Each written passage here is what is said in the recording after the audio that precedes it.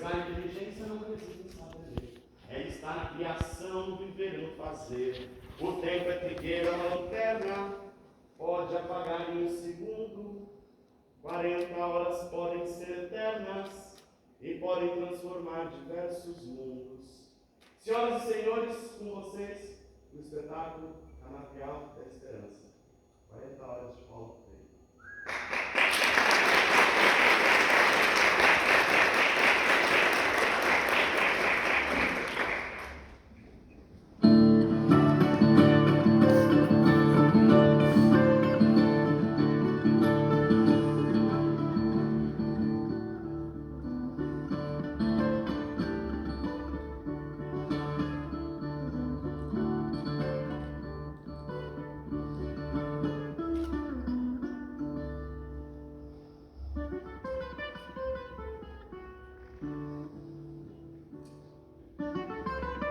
As pessoas diziam que o mundo ia acabar nessa seca. Diziam que viam fogo saindo das pedras. E os prefeitos, as autoridades e os fazendeiros mentiam,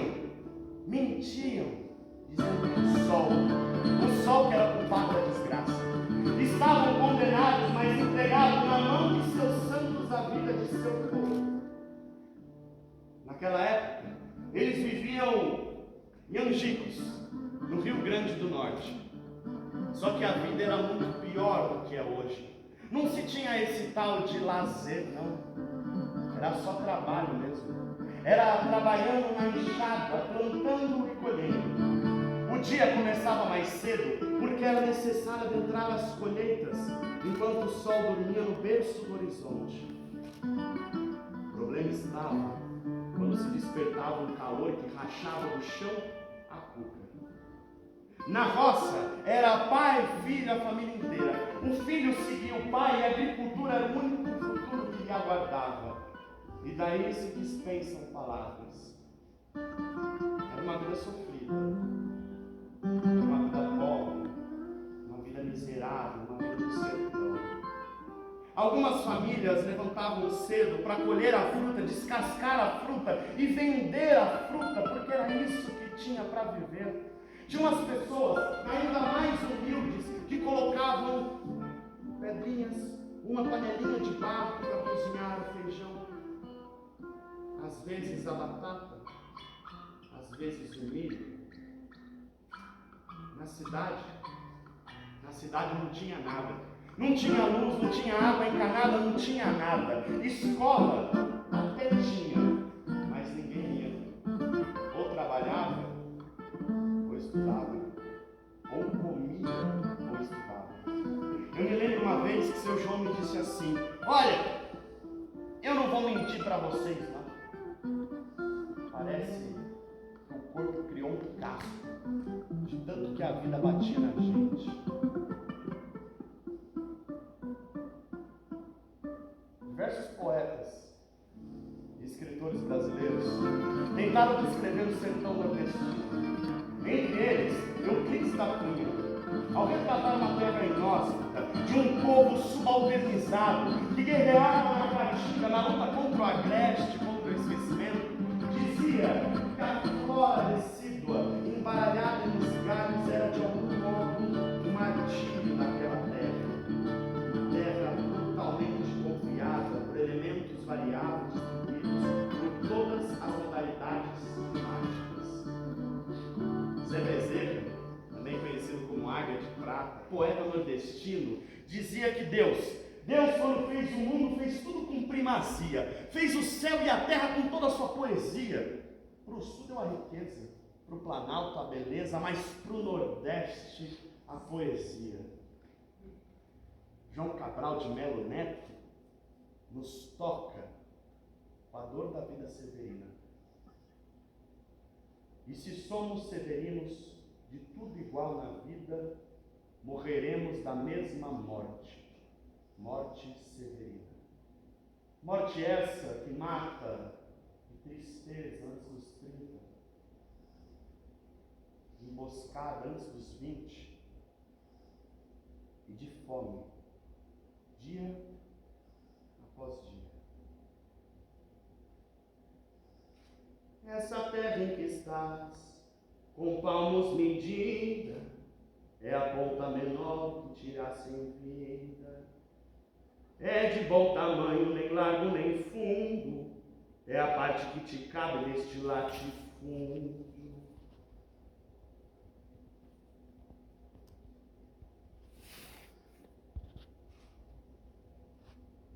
Parece que eu me perdi, não é? Mas tem sentido.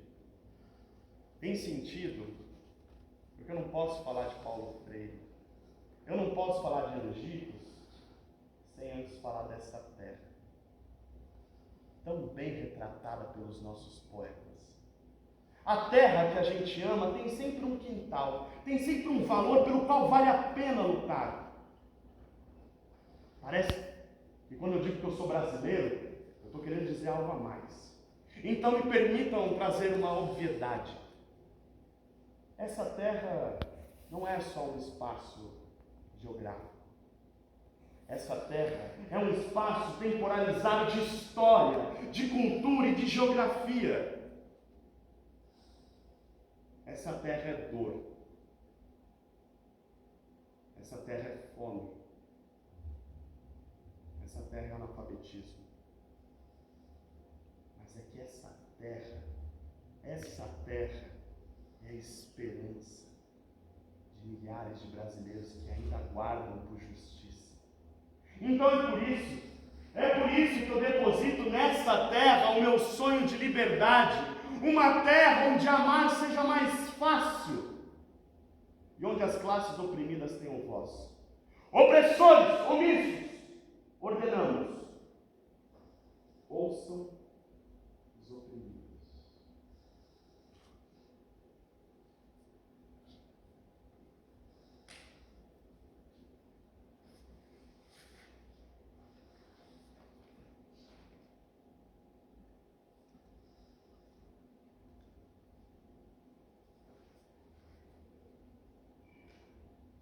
Mas essa história não é sobre mim.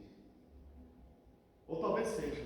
Talvez essa história seja sobre todos nós. Então, se um verso lhe atravessar o peito, não espere que não haja cicatrizes. Nesse momento, se eleva sobre todo este teatro a dor de um povo sem nome, mas transformado em protagonismo de vida e de esperança. Mas a esperança a qual eu me refiro não é essa esperança que espera sentada, rígida e pálida. Essa esperança que espera sobre a luz do candeeiro. Não é a esperança daqueles que alegam ser uma aceitação do viver, do que caiu do céu e se cair. Neste palco que se eleva a dor deste povo que esperou sem ao menos saber o que tanto esperava, mas que um dia aprendeu a ler e escrever.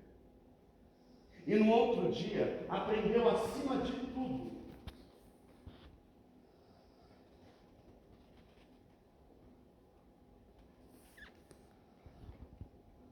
a esperançar.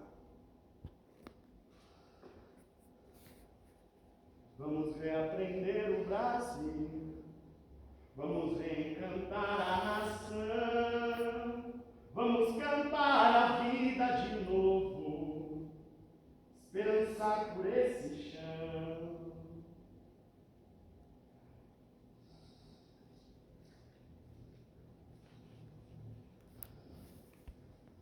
Olha,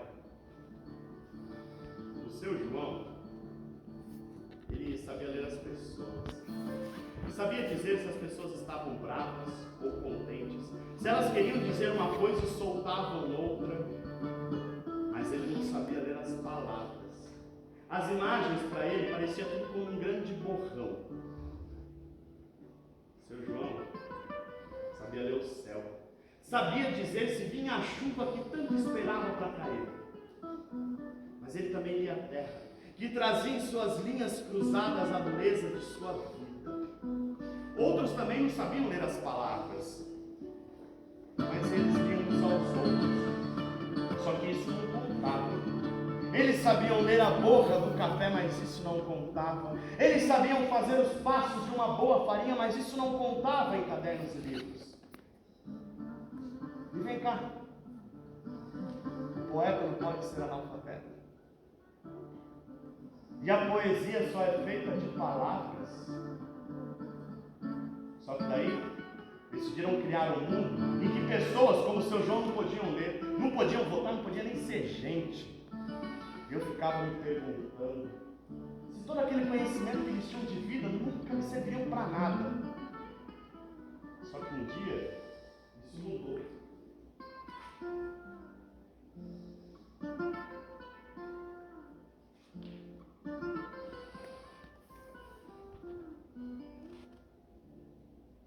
Os moradores de Angicos contam que eles estavam sentados na calçada, descansando o pé e a moleira, quando de repente passou pela rua um jipe com caixas de som, anunciando uma tal de 40 horas de Paulo Freire.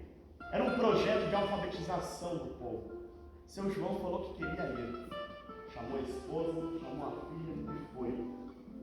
Seu João, que nunca tinha ido para a escola para estudar.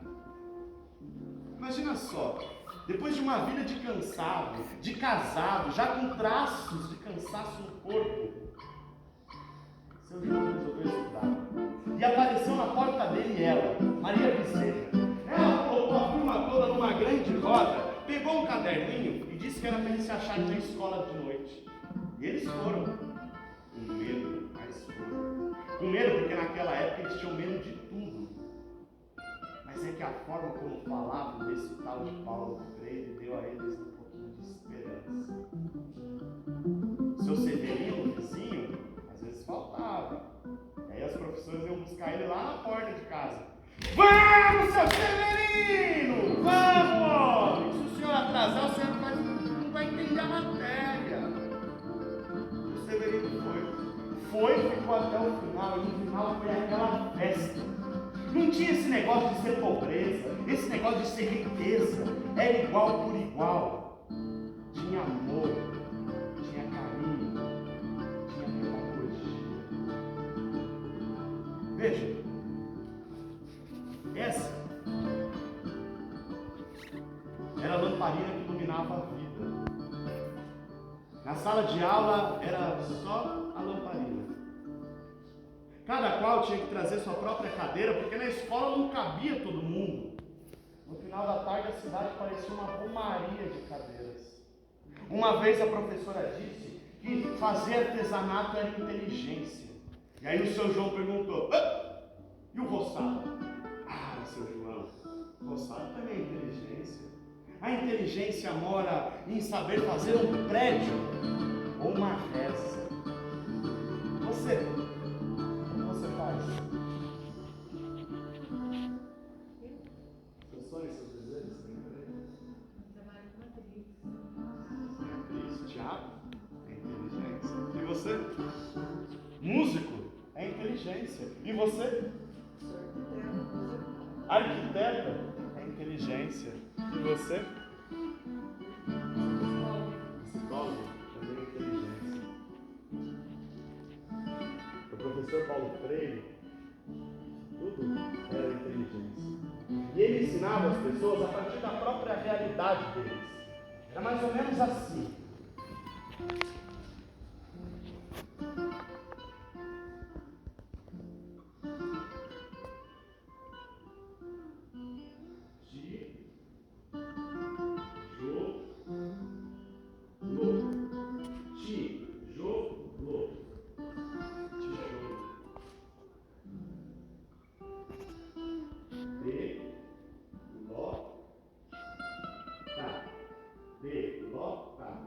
Belota, tijolo e belota. E assim, eles aprenderam a escrever o mundo no seu próprio mundo. Aprenderam a pronunciar com as suas próprias pronúncias. E quem foi que disse que esse mundo não caberia no caderno de um sertanejo? Coube na identidade, na memória desse povo. E assim, em 40 horas, eles aprenderam a ler e escrever. Aprenderam a escrever os passos da boa farinha. Aprenderam a colocar no papel o futuro que a borra do café lhe mostrava. E às vezes, nas penumbras silenciosas da primavera, eu fico me perguntando o que tanta gente nesse país poderia ter feito se tivesse se formado numa escola.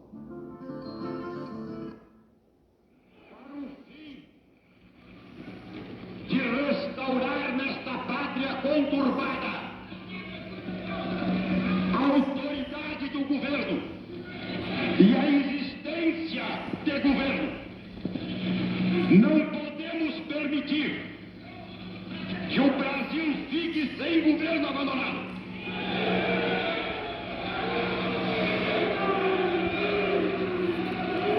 Sob a nossa responsabilidade, a população do Brasil, o povo, a ordem. Assim sendo, declaro vaga a presidência da República. Aqui no Brasil de cima, não há dor nem indigência. Aqui no Brasil de cima reina o mais suave clima de riqueza e de opulência. Só se fala de progresso, riqueza e novo processo, de grandeza e produção. Mas no Brasil de baixo, sofre a fêmea e sofre o macho a mais dura privação. No Brasil de cima, as coisas andam. As trombetas em alto som, anunciando tudo aquilo que é bom. Mas no Brasil de baixo, a fome maltrata, fere, consome sem ninguém lhe defender. O desgraçado do operário não ganha um salário que dá para sobreviver. No Brasil de baixo eu vejo na ponta das pobres ruas o descontente cortejo de crianças quase nuas. Vai ali um grupo de crianças famintas, doentes, rotas, para caçar o que comer, onde os carros põem o lixo como se eles fossem bichos, sem ter o que viver. Mas talvez ainda aconteça que o Brasil de cima desça e o Brasil de baixo suba. E o Brasil de baixo subindo, vai haver transformação para os que vivem se sentindo abandono e sujeição. Se acabar a dura sentença, a liberdade de imprensa vai ser legal, comum. E em vez desse grande apuro, todos vão ter no futuro um Brasil para cada um.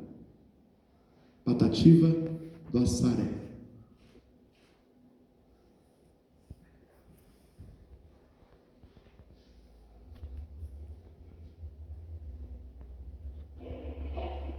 Nós estamos instituindo uma ditadura. Que é com verdadeira violência aos meus princípios e ideias que adoto uma medida como essa.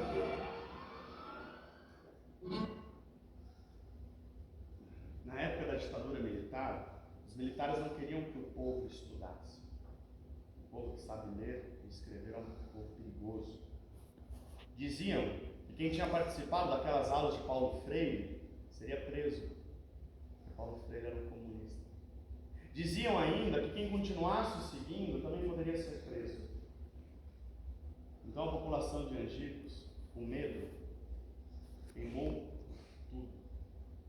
Queimaram todos os livros. Queimaram os cadernos. Queimaram tudo, botaram fogo em tudo. Tudo menos a palavra. Porque a semente já tinha sido plantada e germinou. Isso, inclusive, me lembra uma escritora brasileira que dizia mais ou menos assim: ninguém pode apagar as palavras que eu escrevi. Por mais que o desenho tenha sido feito a lápis e seja a borracha de boa qualidade, o papel vai sempre marcar o relevo das palavras escritas. Não, Senhor! Ninguém apagará o que um dia eu escrevi. Carolina Maria de Jesus.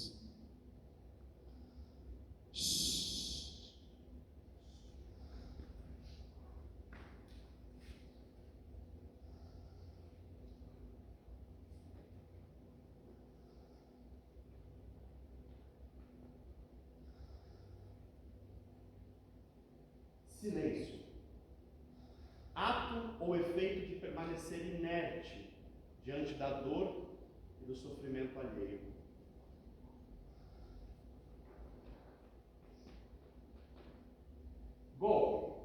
pacto que resulta no contato com um corpo democrático, o golpe pode ser expelido por um lutador, um usurpador,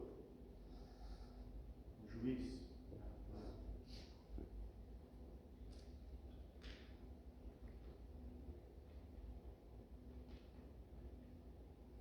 Autoritarismo.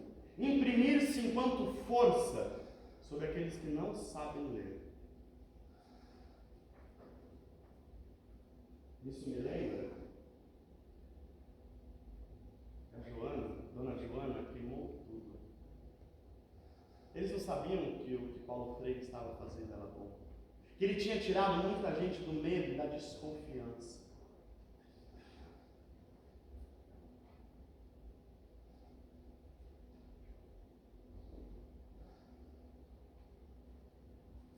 Pau de arara. Dor. Transporte clandestino ou método de tortura. Isso me lembra a história do pai de uma amiga. Com 18 anos, ele veio para a capital, São Paulo. A juventude, a maturidade já havia batido na porta.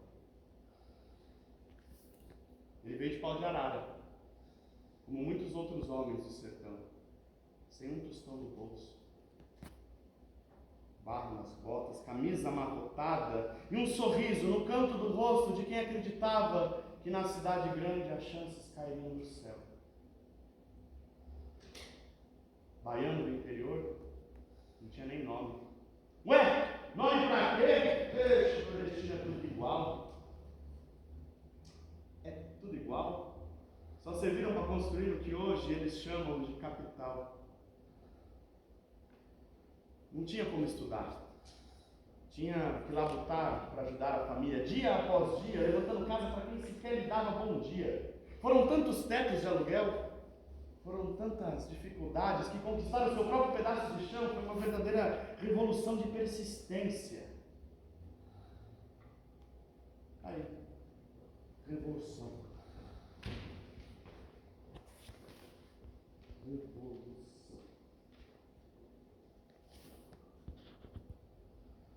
Eu só posso escrever sobre um saco de cimento, tijolo e areia, cada sono pesado sobre a luz da candeia. Tijolo.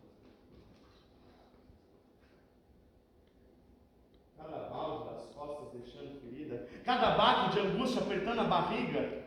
E eu não posso reparar cada salário desumano que lhe era ofertado e que ele aceitava, é claro. É melhor pingar do que secar. Mas é que isso dói.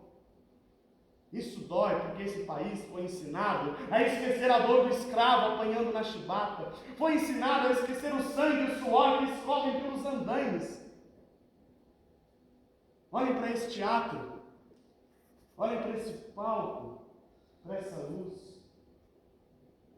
Para tudo isso existir, é necessário muita farinha e carne seca.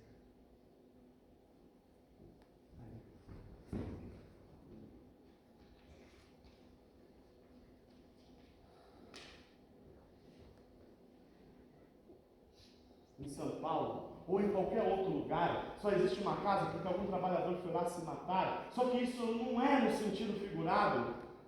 Quantos foram separados de seus amores e sequer foram lembrados? Quantos morreram caídos do telhado e nem os jornais foram lembrados? Quantos de vocês são crias de artistas esquecidos? Quantos eram maridos de empregadas dito domésticas tão igualmente marginalizadas? Quantos vieram de pau de arara e hoje estão por aí pela calçada? Meu avô, sua avó, seu pai, sua mãe, seu irmão, sua irmã, seu tio, sua tia, seu vizinho,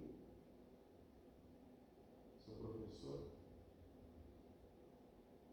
Mas eu vou rezar esse poema a até que não exista mais ódio algum. Ou até que em todos esses prédios eles aprendam a ler o nome de cada um. João, Maria, José, das Dores, Antônio, da Silva. E se você não concordar, não posso me desculpar, não canto pra enganar. Vou pegar minha viola, vou deixar você de lado e vou cantar em outro lugar.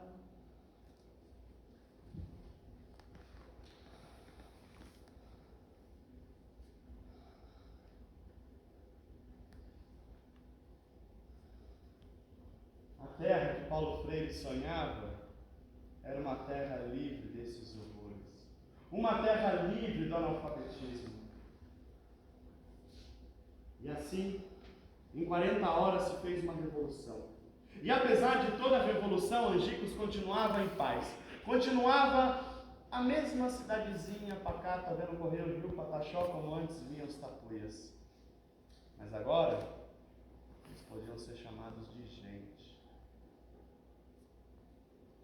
Paulo Freire foi um educador que criou diversas palavras. Quando ele não conseguia traduzir aquilo que ele queria, ele ia lá e criava um termo que pudesse representar o seu pensamento.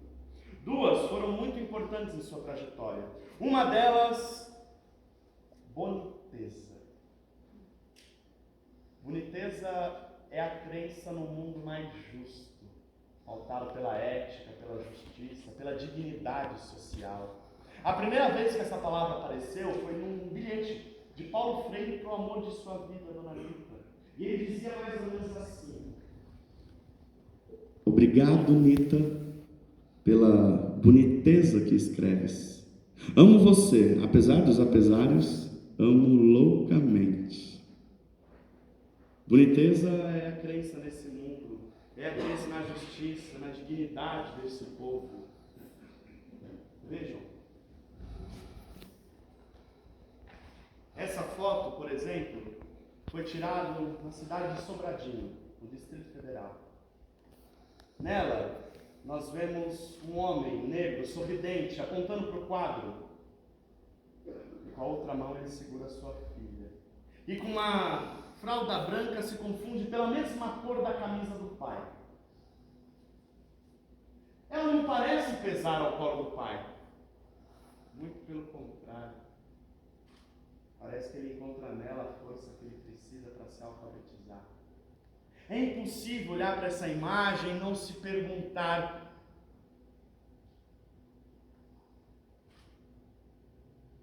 qual a importância da alfabetização deste homem? Quem está se alfabetizando? Quem segura quem? Boniteza é o pai que segura a filha e a filha que segura o pai, enquanto ambos se alfabetizam. A boniteza também está no encontro. Vejam este encontro.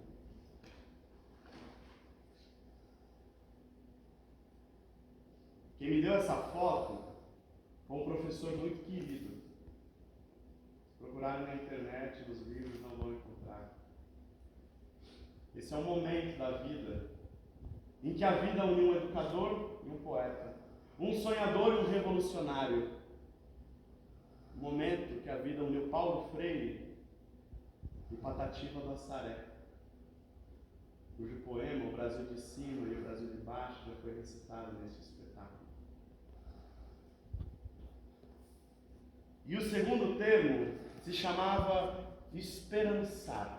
Paulo Freire dizia: é preciso ter esperança, mas ter esperança do verbo esperançar, porque a esperança do verbo esperar é espera. Esperançar é lutar, esperançar é ir adiante, esperançar é fazer teatro, esperançar é ser arquiteto, psicólogo, fotógrafo, ator, artista. Esperançar é fazer do mundo um lugar melhor, de forma coletiva.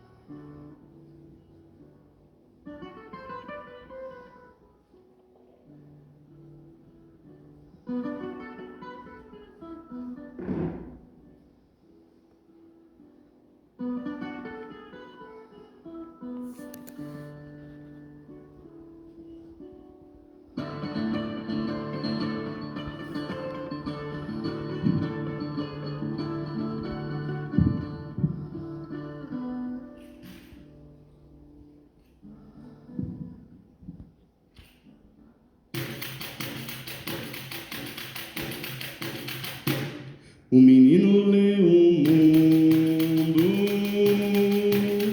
olha o céu e risca o chão, traça a linha do horizonte, silencia, vai na fonte, dança solto na amplidão. Brinca, canta, segue, vive, vai crescendo, homem livre, sobre o sol de Jaboatão. No Recife se fez mestre, em Angicos ele acende um farol que vai bem fundo, uma luz feita pro mundo, de uma nova educação. Canta a bela melodia, traz a velha fantasia, rompe com qualquer prisão. Sua voz se faz canção, seu olhar abre horizontes, guarda a fonte da semente, viva o mestre quem aprende, esperança por esse chão. Vamos reaprender o Brasil.